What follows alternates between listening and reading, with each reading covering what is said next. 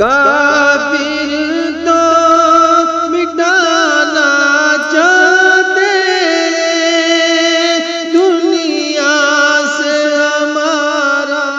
نام و نشان۔ بسم اللہ الرحمن الرحیم۔ میرے محترم بزرگوں اور دوستوں اور معزز سامعین کرام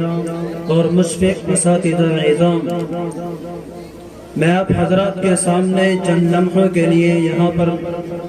تشریف لایا ہوں۔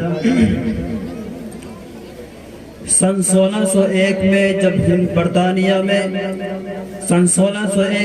برطانیہ میں سب سے پہلے ہندوستان کے مطابق ایک جلسہ منعقد کیا جاتا ہے اور اس جلسے میں یہ میٹنگ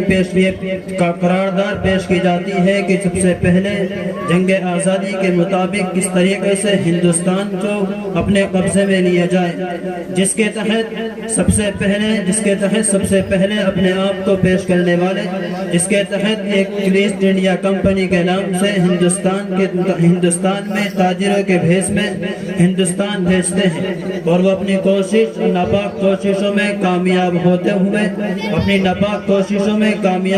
ہوئے یہاں پر اپنے پنجے گاڑنا شروع کر دیتے ہیں۔ جب وہ ہندوستان کے پنجوں میں اپنی کامیابیوں میں پوری کوشش کرتے ہیں اور کامیاب ہوتے چلے جاتے ہیں، تو پھر آخرکار اس ہندوستان کی دھرتی پر وہ وقت بھی آتا ہے کہ ہندوستان میں آ کر سن 1799 میں حضرت ٹیپو سلطان علیہ الرحمہ کی شہادت وجود میں آتی ہے۔ جب حضرت سلطان ٹیپو علیہ الرحمہ کی شہادت ہوتی ہے تو ایسے موقع پر ایسٹ انڈیا کمپنی جو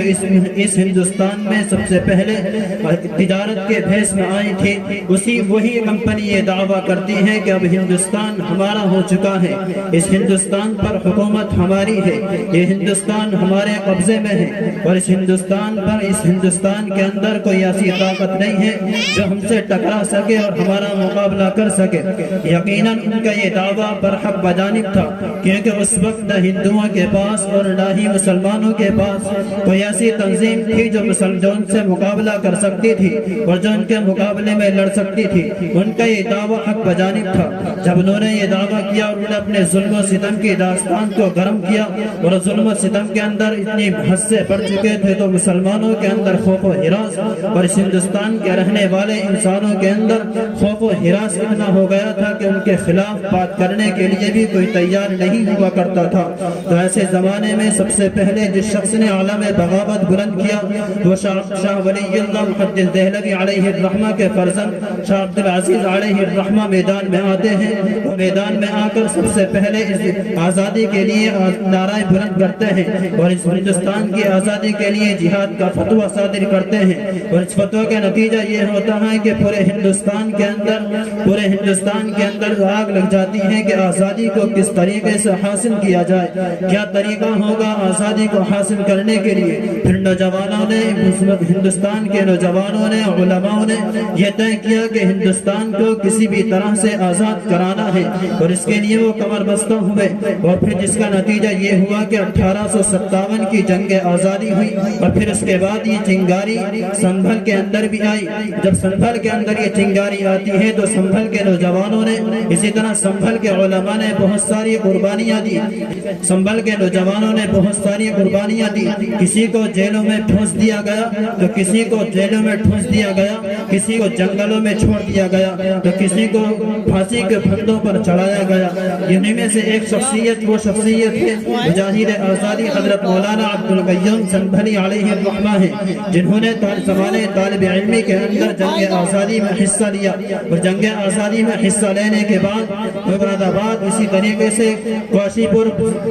کے قرب و جوار کے علاقوں میں اپنی بلبلہ انگیز تقریروں اور اپنی جوشیلی تقریروں کے ذریعے لوگوں کے دلوں میں جذبہ آزادی بیدار کرتے رہے۔ پھر آخرکار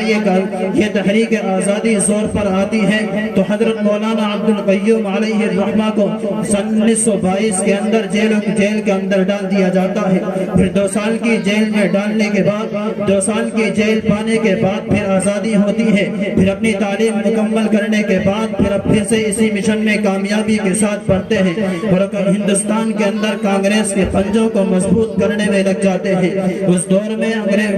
دور میں برطانوی سامراج کے خلاف ان کے ہندوستان میں نفرت پھیلتی چلی جا رہی تھی اور پورے ملک میں جس طرح محبان وطن اور سرفروشان آزادی میدان عمل میں تھے، اسی زمانے میں مولانا عبد الوحید سنبھلی علیہ الرحمہ میدان عمل میں آتے ہیں اور ملک کے بڑے بڑے قائدین کے سامنے، ملک کے بڑے بڑے قائدین کے رہنمائی میں رہ کر تحریک آزادی میں کامیابی کے ساتھ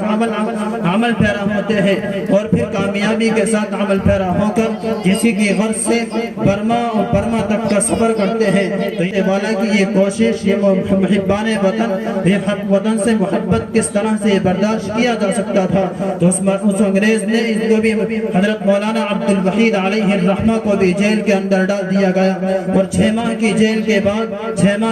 کاٹنے کے بعد پھر ان کو بھی آزادی نصیب ہوتی ہے، تو پھر یہ بھی اپنی آزادی کی طرف بڑھتے ہیں۔ پھر آخرکار 1930 میں سنبھل کے نوجوانوں نے ایک جلوس نکالا جس کی قیادت حضرت حافظ نور الحسن علیہ الرحمہ کے سپرد تھی۔ وہ اس جلوس کی سرپرستی فرما رہے تھے۔ جس وقت وہ کوتوال تھا، سنبھل کا وہ کوتوال تھا، وہ جلسوں، جلوسوں اور تقاریروں کے خلاف تھا، اس لیے اس نے لاٹھی چارج کرنے کا حکم جاری کیا، جس کا نتیجہ یہ ہوا کہ پھر ان نوجوانوں کو گرفتار کیا گیا۔ 300 سے زائد نوجوان گرفتار ہوئے اور ان پر الزام یہ لگایا گیا کہ یہ بلوہ کر رہے تھے اور بلوے کے نتیجے میں ان کو یہاں تک پہنچایا گیا ہے، اور دوسرا الزام یہ لگایا گیا کہ یہ ملک سے غدار ہیں۔ ملک سے غداری کا الزام لگاتے ہوئے ان کو بھی جیل کے اندر ڈال دیا گیا۔ اس موقع پر حافظ نور الحسن علیہ الرحمہ کو معافی مانگنے پر مجبور کیا جاتا ہے، لیکن پھر وہ معافی نہیں مانگتے ہیں، انگریزوں کے سامنے سر نہیں جھکاتے ہیں، تو ان کو بھی جیل کی سلاخوں کے پیچھے ڈال دیا جاتا ہے۔ پھر اسی طریقے سے دور آگے چلتا ہے، یہ آزادی کا یہ سلسلہ آگے چلتا ہے۔ پھر 1930 کے اندر حضرت مولانا سلطان احمد علیہ الرحمہ سنبھلی کو بھی، جب سنبھلی بھی اس میدان عمل میں آتے ہیں، اور جب وہ اس میدان عمل میں آتے ہیں تو پوری کامیابی کے ساتھ عمل پیرا ہوتے ہیں، ان کو بھی جیل کے اندر ڈال دیا جاتا ہے۔ جب وہ جیل سے 2 سال کی رہائی کے بعد آزاد ہوتے ہیں، آزاد ہونے کے بعد وہ اپنے وطن سے کوچ کر دہلی چلے جاتے ہیں اور اپنے نصب العین دہلی میں جا کر بھی خاموشی کے ساتھ نہیں بیٹھتے، بلکہ آزادی کی خاطر وہیں پر کوشش کرتے رہتے ہیں، اور جس کا نتیجہ یہ ہوتا ہے کہ دہلی کی حکومت بھی ان کو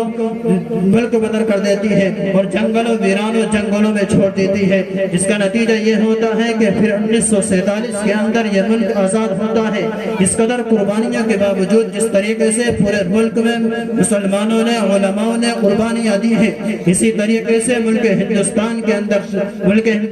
اندر شہر سنبھل نے بھی بہت قربانیاں دی ہیں، جس کا نتیجے میں ملک آزاد ہوتا ہے اور ہم سب کو آئین کا حق ملتا ہے، اپنے آئین کے ساتھ زندگی گزارنے کا حق ملتا ہے، جس کا نتیجہ یہ ہوتا ہے کہ ہم کو پوری طرح سے آزادی نہیں ملتی۔ دیکھیے شاعر کیا کہتا ہے، مینا شعر کے ساتھ آپ سے رخصت ہوتا ہوں۔ منافق موسموں کی شوخیاں کچھ اور کہتی ہے، منافق موسموں کی شوخیاں کچھ اور کہتی ہے، چمکتی آسماں پر بجلیاں کچھ اور کہتی ہے، یہاں پر ہر ایک کو یکساں دیا کرتے ہیں حق، لیکن ہماری قوم کی محرومیاں کچھ اور کہتی ہے۔ یہ نعرہ کتنا پیارا ہے کہ یہ آزاد بھارت ہے، یہ نعرہ کتنا پیارا ہے کہ یہ آزاد بھارت ہے، مگر حق گوئی پر پابندیاں کچھ اور کہتی ہے۔